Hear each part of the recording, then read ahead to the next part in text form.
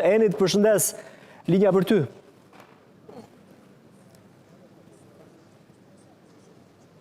Përshëndetje Ilir, si që kemi raportuar dhe më herët, Partia Demokratike ka njoftuar policinë e Tiranës për zhvullimin e tubimit të ditës së sotme, duke vendosur edhe fashën e orarit 18 deri në orën 20 përpara kryeministrisë, duke bllokuar një pjesë të mirë të bulevardit Dëshmorët e Kombit për këtë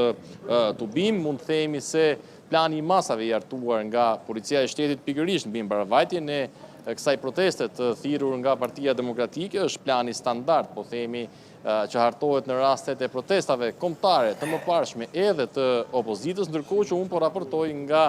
rruga Ismail Qemali, ose e thënë ndryshe pas godinës së kryeministrisë, aty ku është edhe përqendrimi më i madh i forcave të policisë, të cilët ditën e sotme, sipas informacioneve, do të jenë rreth 1000 efektiv të planizuar dhe në gatishmëri pikërisht me detyra konkrete për mbarvajtjen e kësaj proteste, siç dihet prej orës 14 deri në orën 15 ka nisur edhe bllokimi i kufizimit të qarkullimit rrugor në të gjitha akset që të çojnë drejt bulevardit Dëshmorët e Kombit, ndërkohë që Policia e Shtetit ka paralajmëruar se në varësi të zhvillimeve të tubimit mund të ketë edhe kufizime të qarkullimit rrugor dhe në akset e tjera të cilat nuk janë të lajmëruara më herët nga ana e policisë. Nuk dihet nëse do të kemi një zhvendosje, po themi, të protestuesve që do të mbjedhen fillimisht në shesh përpara kryeministrisë, ose më saktë nuk dihet një skenar i qartë i aksionit të ri opozitar, po themi, pasi është protesta e parë e kësaj përmase pas zgjedhjeve parlamentare të 11 maj dhe një riorganizim i madh, po themi, i Partisë Demokratike dhe forcës më të madhe opozitare në vend, nga ana tjetër brenda perimetrit të rrethimit të brendshëm të kryeministrisë janë dislokuar edhe forcat speciale. Mendimin e operatorit Roland Sinumilli do t'ju mundsojmë dhe pamjet, ku pra siç dihet në tilla protesta angazhohen edhe forcat e ndërhyrjes shpejt me mjetet e tyre të rënda, po ashtu ka të angazhuara dhe të planifikuara në planin e masave edhe forcat të shërbimeve zjarrfikse kryesisht të Tiranës, por shpresojmë Ilir që të jetë një protestë paqësore dhe e qetë, ashtu në fakt siç kanë qenë edhe protestat e fundit që janë mbajtur nga opozita në tilla organizime kryesisht përpara kryeministrisë. Siç thash, janë rreth 1000 forca policie, por jo që të gjitha të planizuara me detyra konkrete. Shumica e tyre janë në gatishmëri, siç janë edhe forcat që ju ndoshet pak më parë drejt për drejt pas selisë kryeministrisë. Qartë. Eni, rilidhemi në një moment të dytë, për momentin falenderoj shumë, janë edhe pamjet e drejt për drejta ku duket numri i policëve cilët janë në gatishmëri, pra që nga ora 18 për rreth 2 orë, ajsa është përcaktuar në kërkesën zyrtare të Partisë Demokratike për të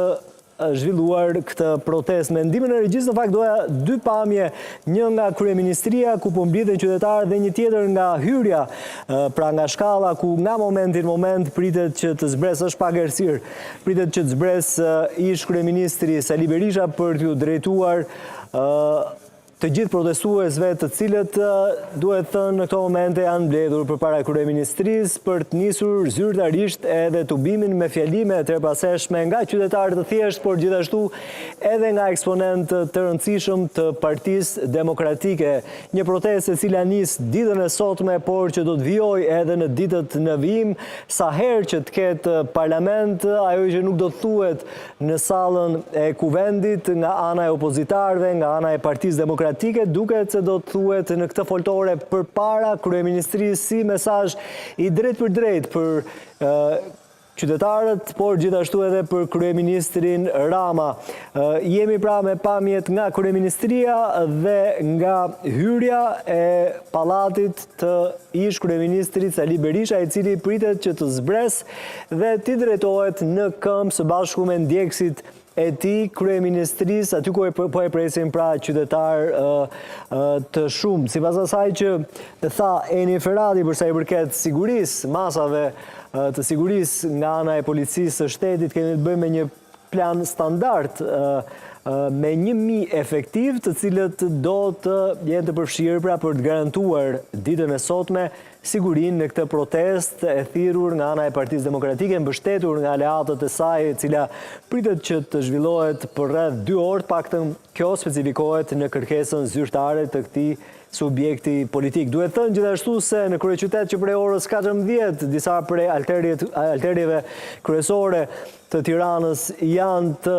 bllokuara për të zhvilluar pra për të pasur mbarvajtje sa më të mirë të kësaj proteste të thirrur nga ana e opozitës, nga ana e zotit Berisha, i cili ditën e sotme ka pasur gjithashtu edhe një konferencë